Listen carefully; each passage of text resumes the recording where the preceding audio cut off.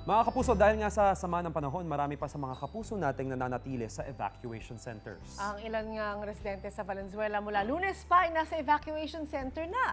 Diyan tayo maghatid ng serbisyong totoo ngayong umaga. Chef JR, kamusta mga kapuso natin dyan? A blessed morning, Ma'am Lynn. A blessed morning po sa inyo dyan sa studio. Good morning po. Yung mga kapuso po natin dito, Ma'am Lynn, okay naman po sila ngayon. Actually, pasalamat din sila at awa nga ng Diyos.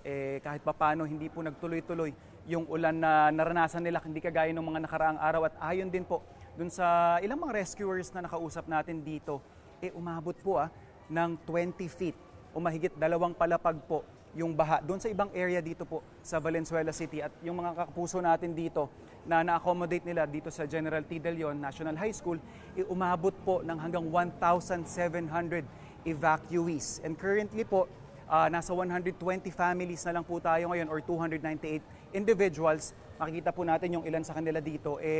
Gising na, maaga pa lang. Siyempre may mga inaasikaso rin sila. At kausapin lang din po natin yung ilan sa mga kasama natin dito na kapuso. Ma'am, good morning po. Good morning po. Anong pangalan po natin, ma'am? Teresa de la Cruz. Ma'am Teresa, kamusta na po ang lagay natin? Mabuti naman po pero niribis po talaga ako hanggang ngayon. Ano po ba ang naranasan natin, ma'am? Naku, nakaka-trauma po talaga. Lagi na lang, 2 taon na po itong pagligas namin dito. Lagi na lang po kami baha doon sa bahay namin hanggang bumong po talaga. Hanggang saan po ba inabot ang baha sa inyo, Nay? Ano po talaga yung bumong namin hanggang taas kasi tabiling ilog kami. Ay, safe naman po tayong lahat, ano? Kinukuha po kami ng mga rescue. Para salamat din po tayo sa kanila talaga. Lalong-lalo na po pinasasalamatan ko si Nadoroy Okay. at saka si Kapitan Bong, Ayan. Nay, saka si maraming... Wiz. O yan, tamang-tama po, Nay, kasi antabay lang po tayo. Kasi po may kasamat po tayo, mga kapuso. Salamat po ulit, ma'am, na mga volunteer groups. At andito, representative ng ating Banayad Adventures na katuwang natin na naghahatid ng serbisyong totoo sa ating mga kapuso dito. Sir Eman, magandang umaga po sa inyo. Good morning, sir. Chef. Good morning, Yeah. good morning. Si Sir Eman po ang representative ng Banayad Adventures. And hindi lang ito, sir, yung grupong Yes. nagtutulong-tulong po dito, ano? Yes, so ngayon kasama ko ang grupo namin ng Triple D. Okay. Ayan, so mamimigay tayo ng pagkain mamaya sa ating mga kasama dito. I mean, napakalaking bagay po sa mga panahon na to yung lutong bahay, yung hot meals. Kasama natin sila Kuya Roger dito. Sir Eman, ano po ba yung ating menu this morning? Ito ngayon, ang hinahanda ni Kuya Roger natin ay ang pork afritada. Pork afritada. Yan. Sakto-sakto. Sir, ilang taon na po ba kayong nagbibigay ng mga gantong serbisyo sa ating mga kapuso? Okay, mga nasa halos 6 years na rin kami. Ang tagal na po, ano? Yes, yes. At concentration po nito, Manila lang o iba't ibang lugar? No, nationwide. Okay. Nationwide to. Yung sa Triple D namin, nationwide yan. So, Luzon, Visayas, Mindanao? Yes, yes. Normally po ba, soup kitchen po yung ating service o may iba pa tayong pinapaabot sa mga kapuso natin? Pwede kaming nag-soup kitchen kami like yung ginagawa ni Kuya Roger ngayon. Opo. Tapos meron din kami mga relief packs na binibigay din. Okay. Depende sa sitwasyon, depende sa pangangailangan. At si Kuya Roger, napansin ko lang, mukhang EMT rin si Kuya Roger. Yes, So trained din. may pinapahatid din tayong medical, ano? Meron po, meron. Okay. Tapos, kanina po, anong oras kayo nag-start? Sir Eman? Actually, kagabi kami nag-start.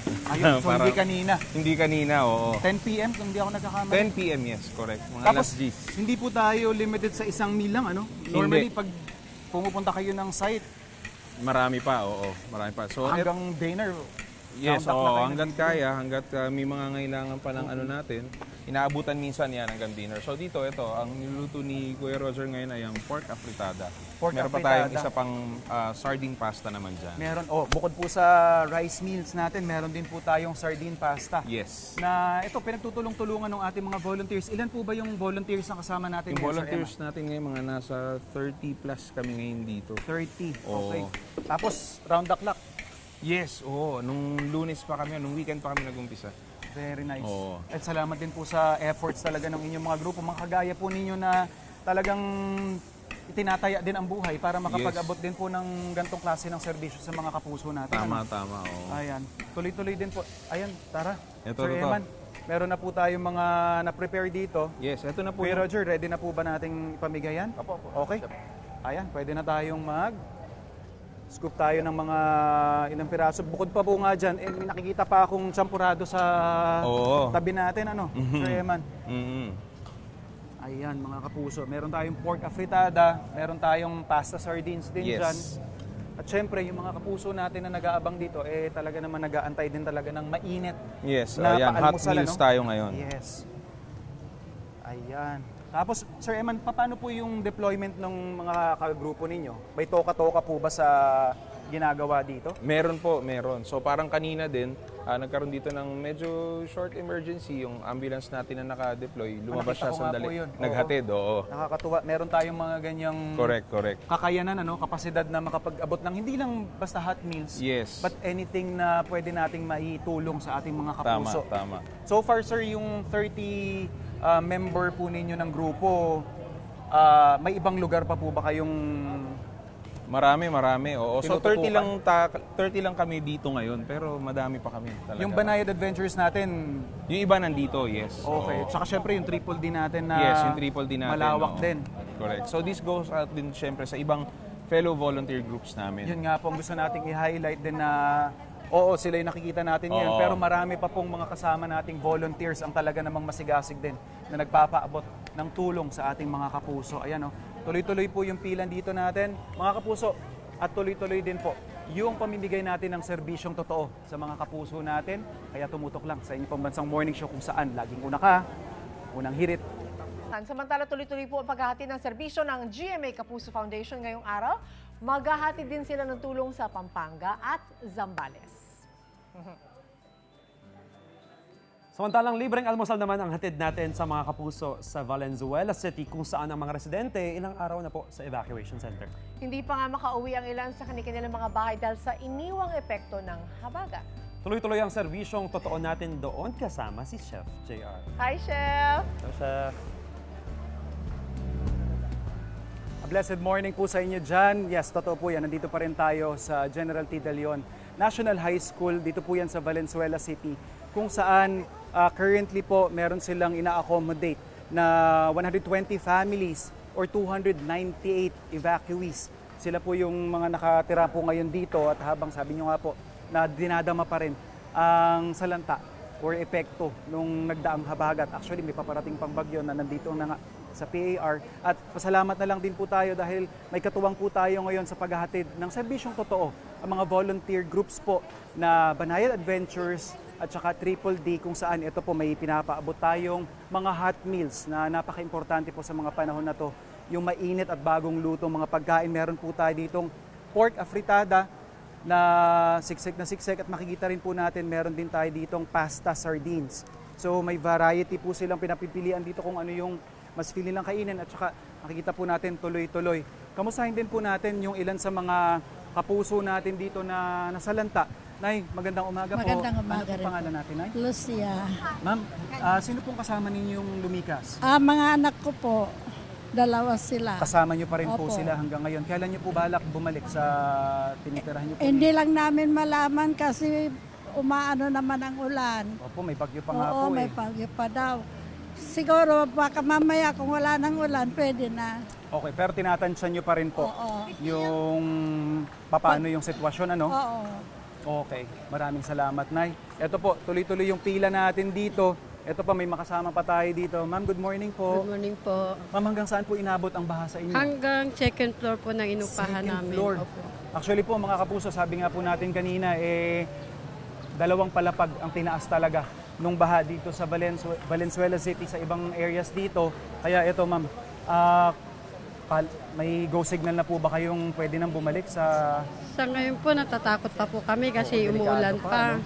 Kasi natatakot pa po kami na umaulan pa yung tubig sa riprap kasi nasa tabing riprap po kami mismo Kaya talaga. talagang parang kung tutusin, nasa danger zone pa po tayo talaga. Opo, ano? kaya nakakatakot pa po bumalik. Okay, ma'am. God bless po. Ito, kasama natin sila Ma'am Lisa at sila Ma'am Ja na patuloy na nag-aabot. Tsaka si Chef Mark nung ating hot meals sa ating mga kapuso. Ito, ma'am, good morning po. Good morning po. Ma'am, kailan pa po kayo nandito? Nung 21 po, ng gabi. Okay, no isang araw, hapon. Nung isang araw pa po. Okay. On 3 days. Hanggang saan po inabot yung Hanggang baha sa inyo? dibdib po. Dibdib. Makikita po natin, iba't ibang klase yung level talaga nung pagsalanta ng baha sa mga kapuso Opo. natin dito sa Valenzuela City. May naisalba naman po kayong mga Wala gamit, ma'am? po, ubos po lahat.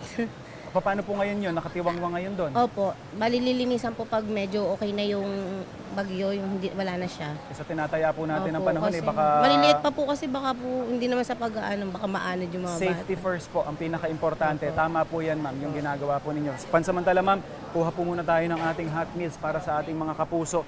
Sabi nga po natin din kanina, umabot ng 1,700 evacuees ang in-accommodate ng General T. De Leon National High School nung kasagsagan po ng pagbaha dito sa Valenzuela City. At sa ngayon, bumaba na rin po. Pero lahat po ng mga kasama natin dito, lalo na sa LGU, on high alert po sila kasi nga po meron pang bagyo na talaga namang inaabangan pa yung salanta. Pero kami po dito sa Valenzuela City, kasama ng ating mga volunteer groups, tuloy-tuloy po ang pagpahatid natin ng serbisyong totoo. Tutok lang po sa inyong pambansang morning show kung saan laging una ka, unang hirit. Magbabalik po kami. Wait! Huwag mo munang i-close! Mag-subscribe ka muna sa GMA Public Affairs YouTube channel para lagi kang una sa mga latest kwento at balita. At syempre, i-follow mo na rin ang official social media pages ng Unang Hirit. Thank you!